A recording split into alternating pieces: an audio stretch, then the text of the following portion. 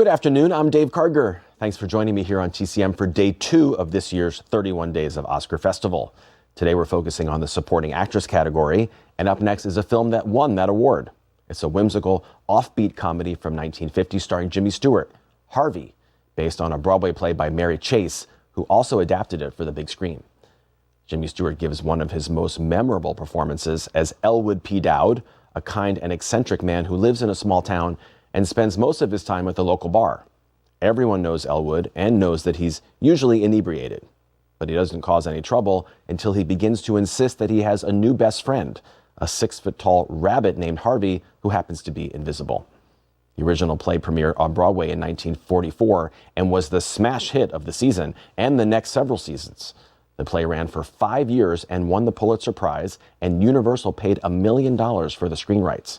But the studio was not allowed to produce a film version while the play was still on Broadway, so the adaptation was put on hold until the end of the run. Jimmy Stewart campaigned actively to play Elwood, but the rest of the cast was mostly made up of actors who had originated their roles on stage, including Josephine Hull, who plays Elwood's anxious sister, Vida. Hull had a successful 50-year career in the theater, but she only made 5 feature films. Often she came to Hollywood to reprise roles she had created on stage, as she did here, and in the 1944 version of Arsenic and Old Lace. For her supporting performance as Jimmy Stewart's sister, Hull won the Academy Award and also a Golden Globe. Stewart was also nominated for Best Actor. From 1950, directed by Henry Koster, here is Harvey. Harvey was a rare Hollywood film that featured most of the actors who had originated their roles in the Broadway stage production, with the exception of Jimmy Stewart. The play premiered on Broadway in 1944 with Frank Fay as Elwood, and it was directed by Antoinette Perry, the Tony who became the namesake of the Tony Awards. For the film version, Universal hired Henry Koster to direct.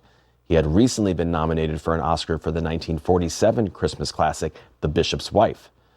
Koster later described Harvey as being right up my alley. There was so much whimsy, so much fairy tale, so much deep thought, so much decency in people. I loved it.